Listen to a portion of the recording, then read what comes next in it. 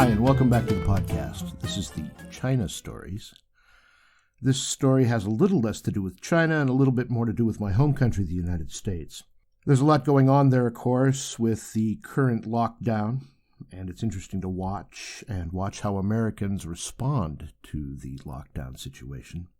Justin King, who is, in fact, a very prominent journalist who calls himself an adversarial journalist, has posted a video that's trending. It's got some 4,000 views and 57,000 shares. And Justin King, I didn't know who he was, so I thought I better look this guy up before I make any comments. This is what it says on Justin King's website, justinking.org/about.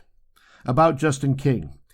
Justin King's work can be found on hundreds of outlets and in dozens of languages. His journalism focuses on international and military affairs, while his opinion pieces focus on how to influence the world around us. King is an outspoken critic of authoritarian systems. He believes strongly in decentralization of power and the inherent rights of people, a belief that educated and informed people are more difficult to subjugate drives his journalism and activism. Good for you, Justin King. I absolutely believe that educated and informed people are more difficult to subjugate. Watching his video, I agreed with the substance of it, and it's really well written and well measured, and his presentation is calm, but it's unbelievably condescending for these reasons. First of all, he assumes that no one but him,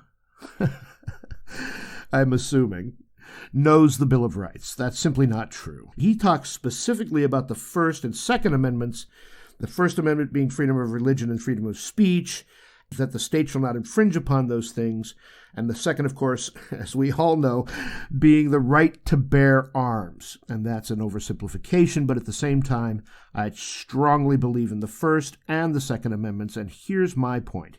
He makes a point about talking about the First Amendment not being something where you can just say anything you want and you have a responsibility. This is the focus of the video, your responsibility as opposed to your rights. A responsibility not to say just any old thing. And once again, in substance, I agree. But his other point in this particular section is that he does not believe fundamentally that your responsibility to be quiet is more important than your responsibility to speak out. And that is, again, an oversimplification, but I would rather have every idiot on the planet, as we are seeing on the web, be able to speak their mind situation into this particular light. You say something stupid in Washington State, and somebody in New York says you're stupid for saying it, and that is ultimately, assuming that everything is, civil and everything else, and even if it's not, the marketplace of ideas. What wins out? The marketplace of ideas or propaganda? We will never know if we're not allowed to say stupid things. I'm telling you now that the minute they tell you that you can't say chemtrails are real or that you can't say chemtrails aren't real, the discussion stops right there with one or the other. Chemtrails are real. No discussion. Chemtrails aren't real. No discussion. So, let stupid people say stupid things. Then address them, and civilly, preferably, and hash it out. Your personal responsibility cannot be projected onto other people, and so therefore his point is moot. And his presentation is condescending, in that if you speak out, you're kind of an idiot. If you speak out about something that, just isn't accepted, then you're an idiot. That's not true. It's simply not true. All of that comes down to his topic of the Second Amendment. He again talks about people who are proponents of the Second Amendment have a tendency not to know very much about their own government. And he says the right to bear arms has a responsibility that you may be called up at any time to defend your community, and that he doesn't trust you in a firefight if you don't have the sense to stay in and not go out and buy Twinkies during a lockdown. Again, I think that's a misrepresentation and condescending. It doesn't include what most people who bear arms believe, that they have a right to defend themselves. Again, in substance, I absolutely agree with we have to have personal responsibility. I can't stress that enough. But there currently in the United States are government officials, elected government officials, who were elected for their sagacity, I'm assuming. Probably more likely their popularity, but let's assume that we all elect people on whether or not they have the right state of mind to adjudicate public policy, whether they be left or right or center. There are politicians in the United States right now who are enacting executive orders, not laws, but executive orders that are draconian, number one, and number two, absurd. And rather than go through the list, I'll let you look those up on your own and decide for yourself whether some of the things that are being asked of the American public are sensible or not. Also, in the face of changing science, that as we learn more about the virus, we're finding that being outside is actually beneficial to human beings and not beneficial to the virus. Direct sunlight kills it very quickly, according to scientific situations. Now, how do we judge that? Do we have in office people who are actually taking a look at the science? I'm saying, why aren't we having a discussion that says, is this good? We're not discussing it. We're defining it before we actually take a good look at it. Whereas scientists all over the world are finding that there are certain things like staying at home that may not be beneficial.